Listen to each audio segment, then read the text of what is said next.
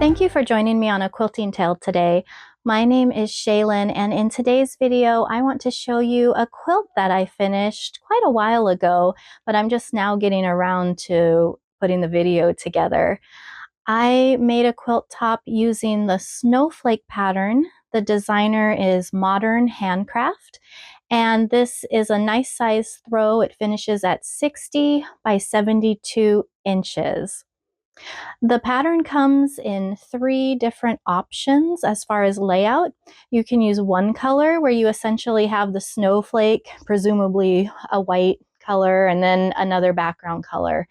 You can also do a 4-way color scheme. This is like the one on the cover of the pattern. And then there's the scrappy option, which is the one I opted to do. Now, even though it says scrappy, I did not use scraps. I used a fabric line, which I'll share with you in a moment. And I also didn't randomly place them. I did make a pattern of some sort with it, and I'll explain why when you see me making it, why I chose to put a pattern to it. So you could definitely use your scraps and do a mix. I think it would look beautiful in shades of blue or purples and lavenders, just cool colors. I think that would look great. But I just wanted to give that little disclaimer that I didn't make it with scraps. The pattern just calls it the scrappy option. So with that, let's get started. I'll talk about the fabric and why I laid it out the way that I did. Let's talk about the fabric first. I had ordered this fat quarter bundle called Once Upon a Christmas, and unfortunately, there was a huge gash in the box. I ordered it from Fat Quarter Shop, and the gash had torn the cellophane, and it had left some black scuff marks on some of the fat quarters. And so I had reached out to them, and they had me, send a picture, and they let me keep this bundle and refunded it so I could order another one. But unfortunately, they were out of this fat quarter bundle. So what I ended up doing was ordering a fat 1/8 bundle of the same Once Upon a Christmas. I figure a fat 1/8 is half of a fat quarter, and it was only a few. I don't know if you can even see in this lighting, but there's some black scuff marks on some of the reds and pinks, and those are really what I wanted. I don't think I'll be using the white backgrounds for this quilt, so I can get some from here, and also just to be on the safe side, and maybe just to break up some of the busyness, I ordered a couple solids that coordinated with the fat quarter bundle here. So I got the Christmas red, and then there was, I think this was called Princess Pink. I'll double check those solid colors here. There was also grass green that said it coordinated with the Moda Bella solids, but they were out of it at the time. So I just got the pink and red. I also got what was left of their yardage. I got this striped green print here for the binding, and then this kind of vintage ornament with the Santas. That's going to be the backing. I also thought, in case you're curious, I ordered this original fat quarter bundle during their Black Friday sale where you got 20% off site-wide. And then I don't remember what the threshold was that you had to spend, but they had their mystery Black Friday grab bag. And so just in case you're wondering, I don't know how similar they are. I thought there were some fun things in here. There was this little fat quarter bundle that says Day in the Life from Echo Park Paper Company. And it just has some florals, pink and white. There's little rainbows and hearts in there. Smaller floral print with navy blue and this sort of corally pink polka dot. Another little floral scatter in kind of an olive green, and then a checkerboard looking print, and then a stripe. So that was a cute bundle that I thought would coordinate well with some other fabrics that I have. There's a little red luggage tag. Red's one of my favorite colors, so that was cool. And then I got these economy quilt block foundation papers. These are for 4-inch blocks. And so I've used the Snail Trail It's So Emma foundation papers. I really like those, so that's handy. And then I got a set of Dritz long ballpoint pens. It looks like there's 75 of them in there. So all things that I can see myself using, so that was a happy surprise to get. Let's go ahead and open the bundle here.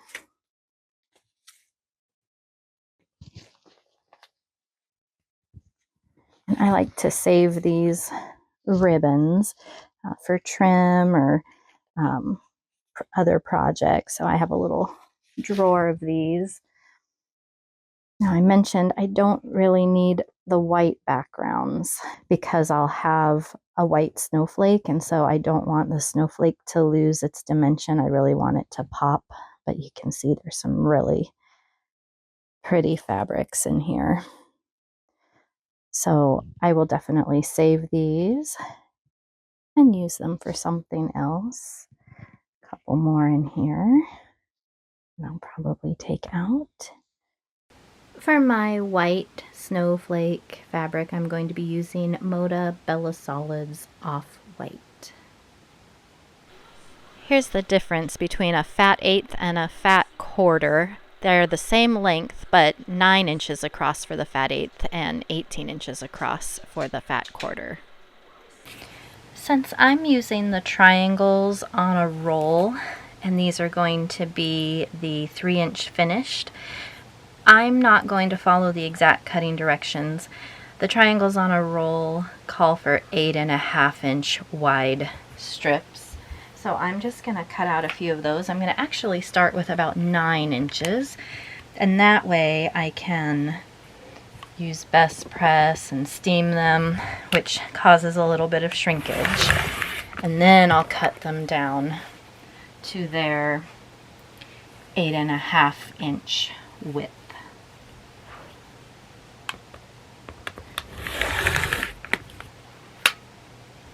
So if I'm doing my math correctly, making half square triangles with these triangles on a roll, I should need 3 of these 8.5-inch strips.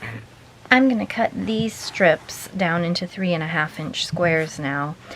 I oversized them a little bit and I've already best pressed them, so now I'm going to trim them using my Stripology ruler. So I'm just going to line the edges up evenly as I can, and I'll fold it almost in half again. I'm only doing 1 strip at a time because this is now 4 layers of fabric in some spots. And then I will make sure I have a little on both sides of the 0 and the 3.5-inch mark.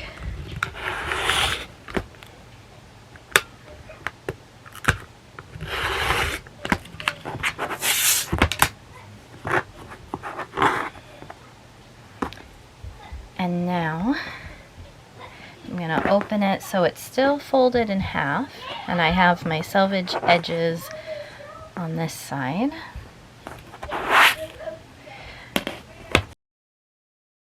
So I have my straight horizontal line going along the strip.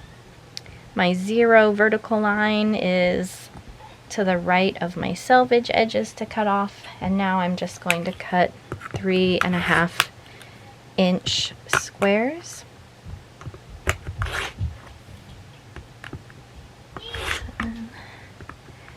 10.5, 14, 17.5. And that's as far as I can get. This ruler goes to 20 inches.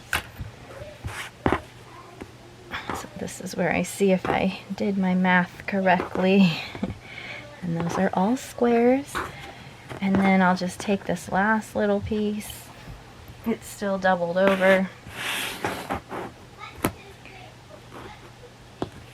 And I'll cut another 3.5 inch square. So very little waste here.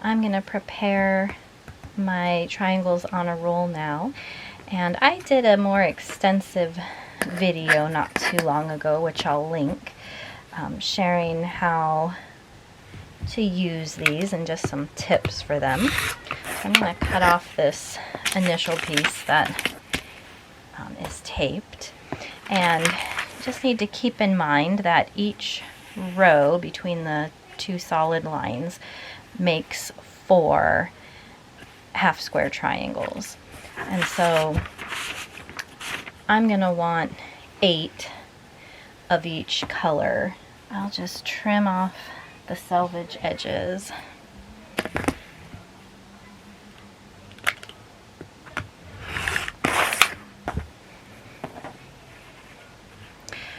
And then I'll put it right side up.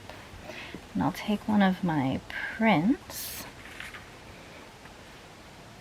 put it right side down, so I want right sides together. And then I'm going to take my papers, and I can have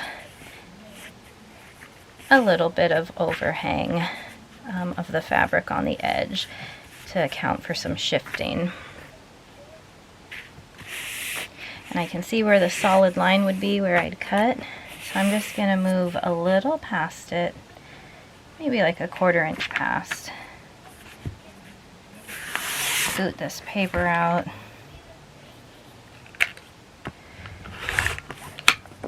Just cut. This leftover part of the print can be used to cut out just the solid squares that you'll also need. I'm going to just add that back to my pile, and then I'll cut my paper.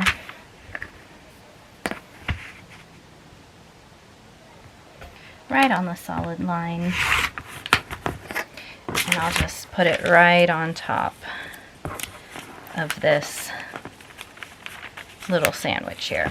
And so rather than stop and sew, I'm just going to prep all of these with the papers on top. So I'll just keep using my white strip and layering my print on top.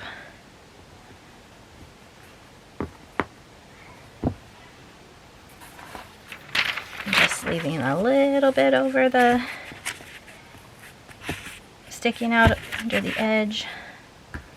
Maybe this time I'll slide my ruler underneath. It'll be a little easier. So you can see that solid line.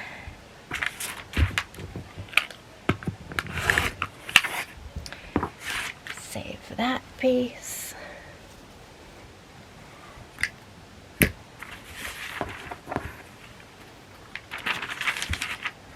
And I'll just keep on going.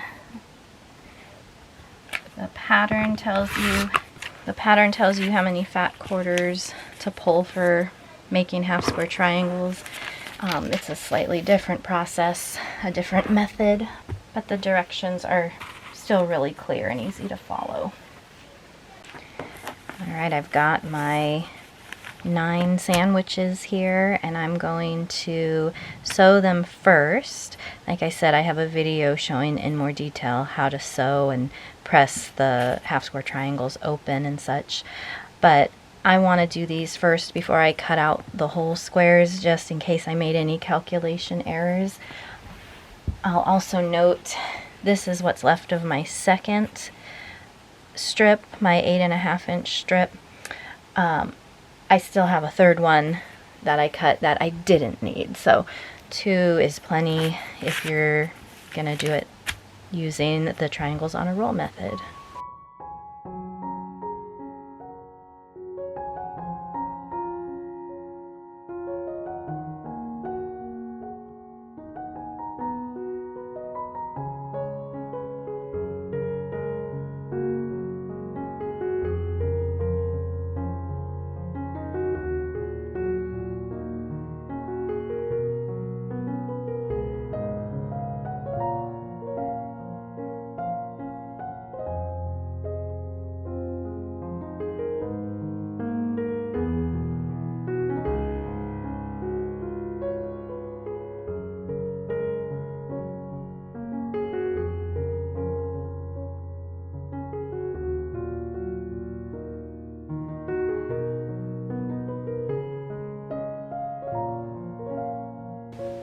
I've sewn on all the dashed lines. I made sure that the white background print was on top because I want to press toward my darks, and I shortened my stitch length to make these papers easy to tear. So now I'm going to trim off the excess just along the solid black lines, and a rotating cutting mat is handy here. I'm going to just trim on all the black solid lines.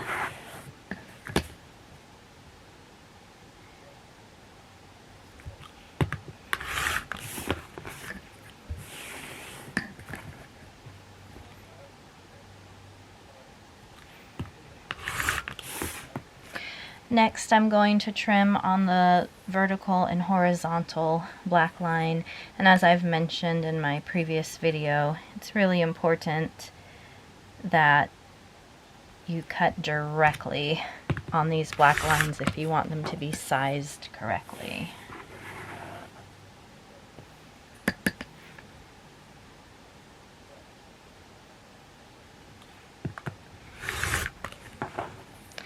And finally, you'll cut on the diagonal solid lines. And these are your seam allowance lines. So not as critical to be exact, but you'll get a 1/4 inch seam allowance.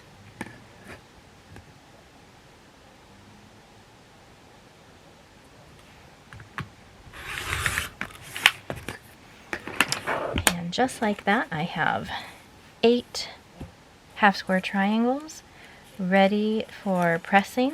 I'm going to finish cutting out all the others first, and then we'll go ahead and give all of these a press. So I've got a nice neat pile of my half square triangles ready to press open. And so what I do is just set the seams and then finger press with the print side or the dark side up when I press it, and then with a dry iron just press that seam down. The nice thing about these papers is that it helps protect your seam so that it doesn't warp and get all pulled out of shape. So just a little finger press and press open, just pressing to the dark side. So I'll do a few of these and then trim off the dog ears, and we'll have all our half square triangles ready to go in no time. I will say that doing a small number of these was so quick, I was wondering if it was a little excessive to use triangles on a roll when I didn't have a large quantity of the same half square triangles to make. But having the smaller papers to sew and trim, it really did go by so quickly. And you can see by my pile, I do have a lot of half square triangles. There's just a variety of combinations. And so I definitely like these triangles on a roll for that. I will also say this is the largest half square triangle size I've done. The smaller ones I feel like rippled less, so you really do want to be careful when you're clipping the paper to the two fabrics before you sew that it's really smooth and flat, because it can be a pain to take out these tiny stitches.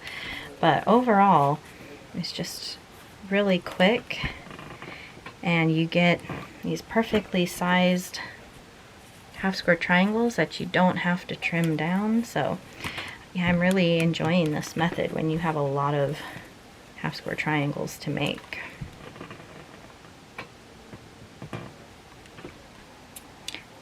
And we're gonna just trim off the dog ears.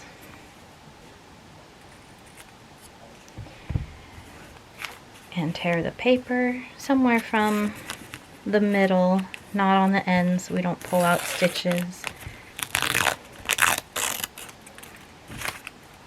Just start somewhere in the middle and pull toward the corners, and then the little seam allowance piece should just lift out. There we go. So there we go. We have a first finished half square triangle. I'm just going to keep going with the rest.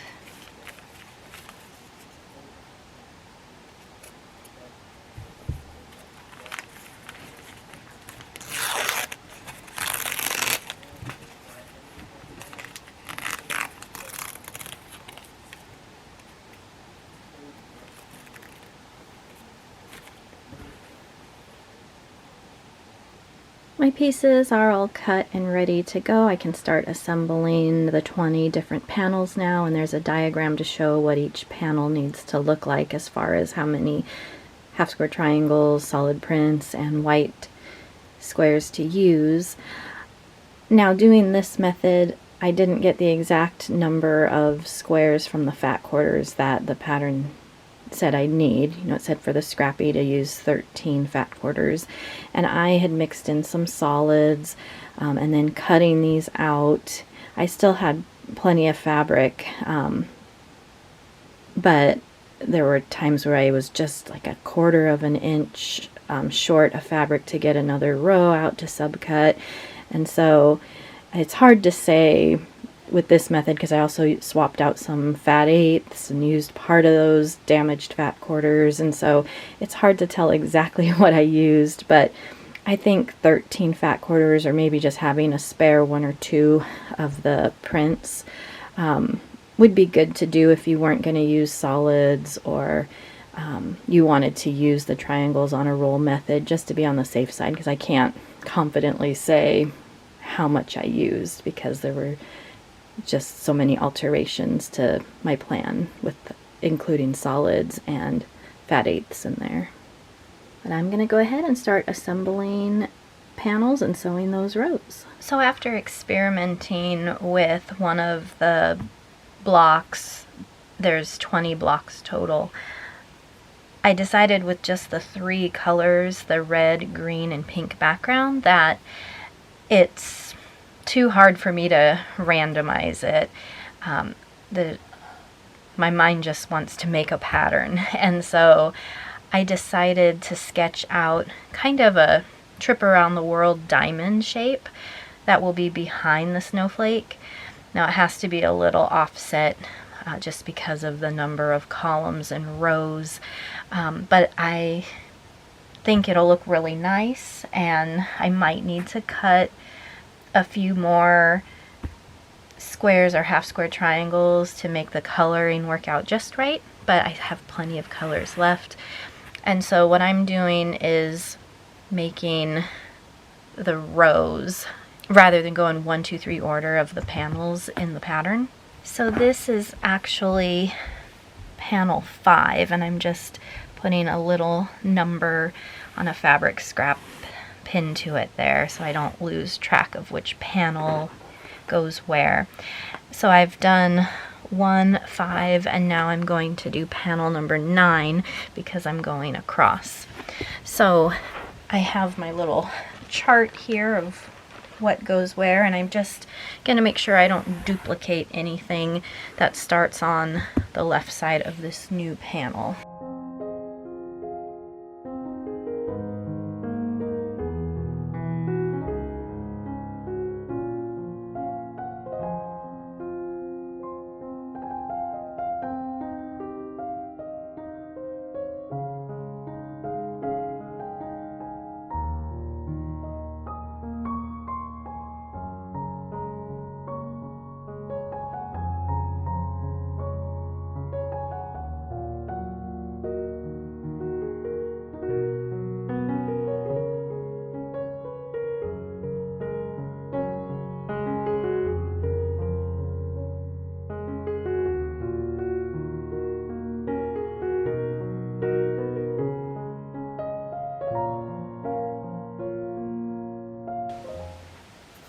So now that I've got my layout for my next panel to stitch, I'm going to start with the bottom column, and I'm just going to collect so that the left piece is on top, and that's my 6th row, and then I'll just do the same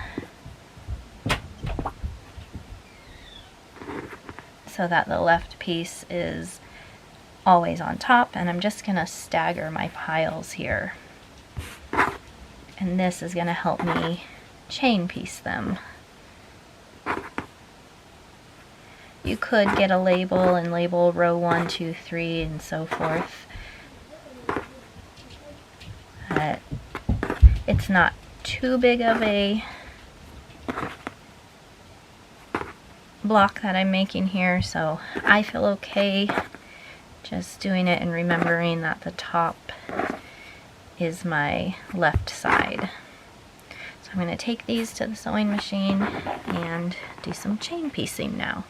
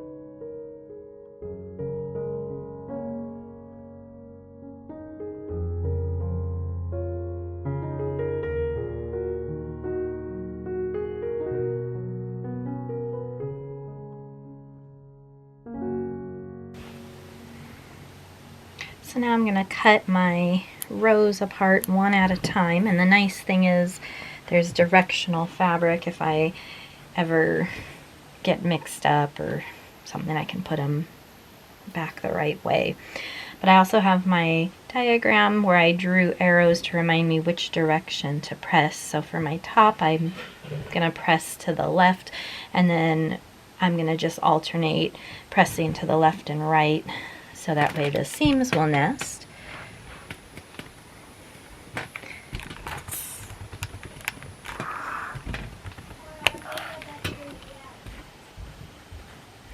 I'm just making sure that everything looks straight when I press it. And I will just go in order and keep bringing my pieces that are still all connected by chain piecing, and just cut off the next top row. And what I like to tell myself when I have, two red pieces, for example, on the end, is look at my chart and say, okay, I'm pressing to the right this time, so I'm pressing toward my polka dots down on the end. So when I turn it over, I press toward my polka dots. Sorry, little interruption there. I'm just finishing up my second row, and so I'm going to keep going, and I'm going to keep them in order and just keep using my clapper there to flatten those seams as best I can.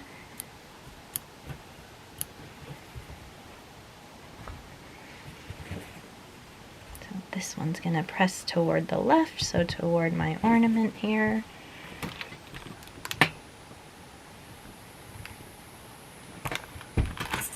I just dry iron first and then add a little steam. The fabric's already been steamed and best pressed prior to cutting, so I'm not worried about a significant amount of shrinkage here.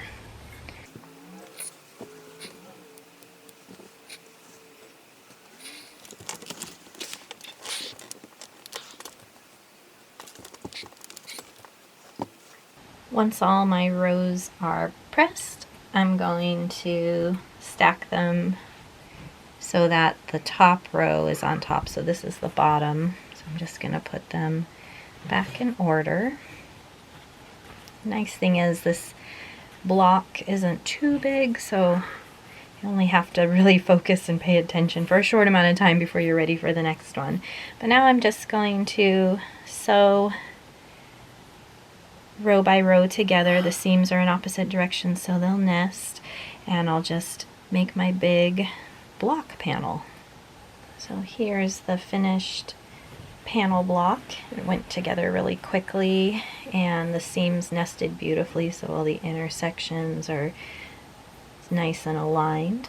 And so I'm just following the guide I drew for myself, and I'll press down on this one. So for each row of panels, I'm alternating pressing up and down. So I'm going to just kind of pull it a little tight and give it a dry iron first.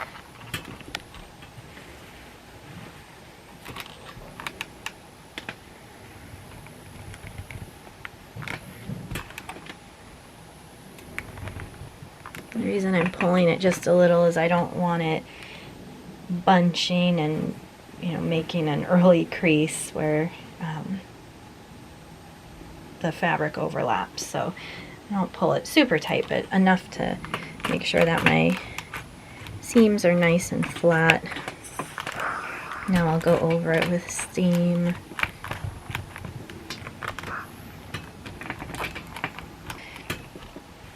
And then I'll turn it over and just continue going down the direction of my seam allowances.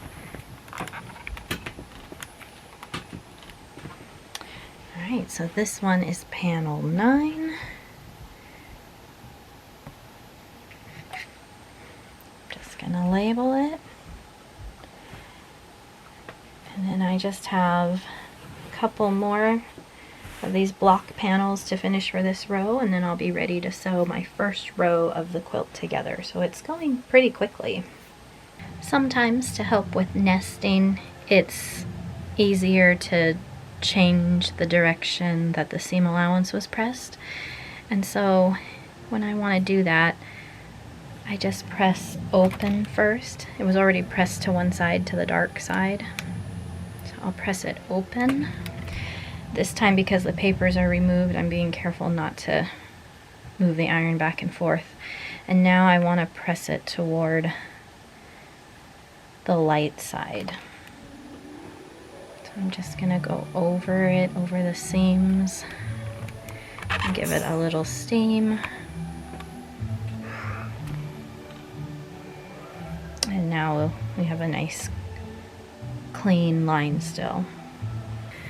When it comes time to connect points, I already pressed them so they could go in opposite directions, but I try to keep whichever side I can see the intersections of the threads on top. If, you know, this one, for example, is covered and I can't see it.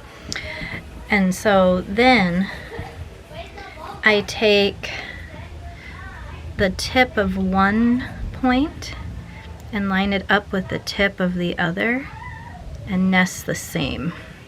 And that way when I sew over that intersection of the threads here, it should leave both points intact. When I'm stacking up rows with half square triangles, I just make sure to keep them oriented in the correct direction.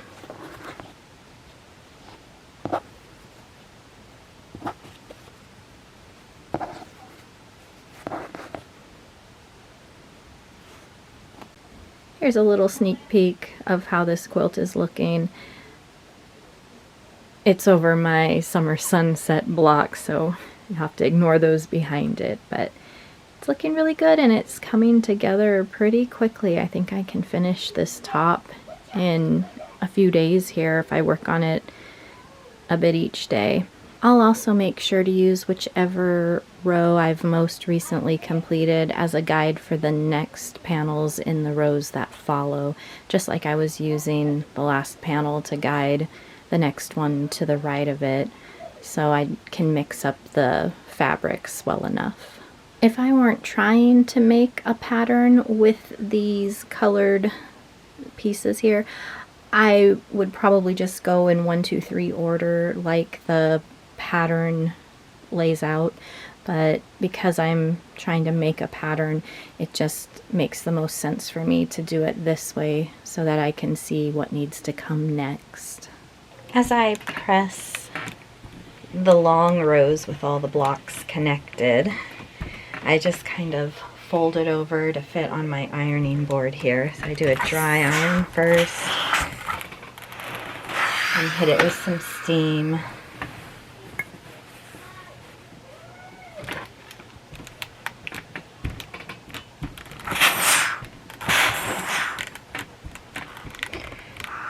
And then because I've been kind of rolling it as I go, there's new creases in it, so then I'm gonna just make it go perpendicular with my ironing board. And any little creases that I put in it, I'm just gonna iron those out. And this is a nice size. It's not too overwhelming to work with. It's going to be just a nice little lap size throw. I'm just looking for any creases from where I just rolled it over.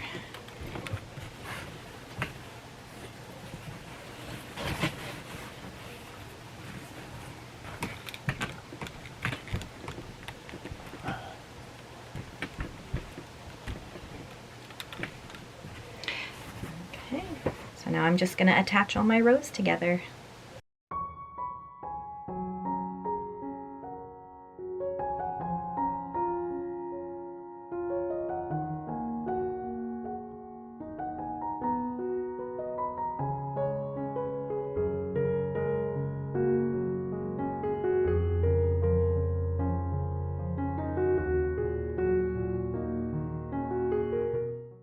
Here's my finished quilt top, and I am just in love with the way it turned out.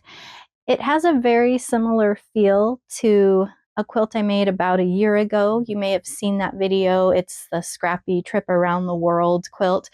I say it's similar because the color palette with the reds, greens, and pinks is in that one.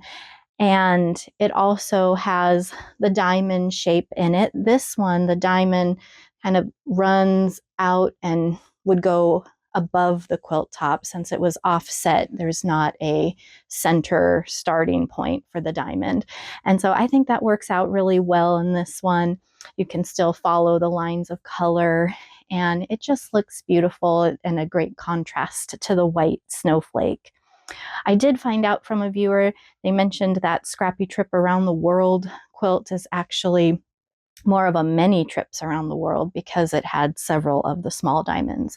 So apparently Trip Around the World is just the one big diamond is my understanding now. But either way, beautiful quilt. And this one is another similar version trying to mimic a trip around the world design. With a quilt I made a year ago, I had used a grid, and this quilt definitely lends itself to a grid if you wanted to and had the right size.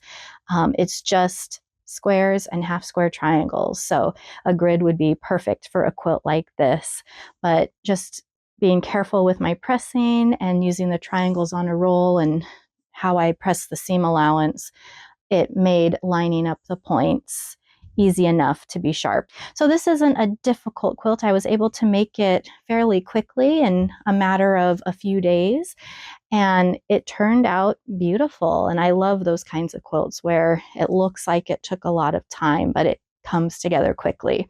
So this quilt, along with two others, is going to the long armor next. I'm going to get something wintry and whimsical quilted on it, and I will share it in a future video when I have all my quilts back and bound and ready to share the totally finished quilts. So I hope you look forward to seeing this one all finished, as well as those others. If you are making this quilt in the future, it's in your queue. I hope that this video was full of helpful tips and inspiration for you. If you liked it, please give it a thumbs up, and I always appreciate if you subscribe if you haven't already. Thank you to those who have, and I will see you next time. Happy quilting!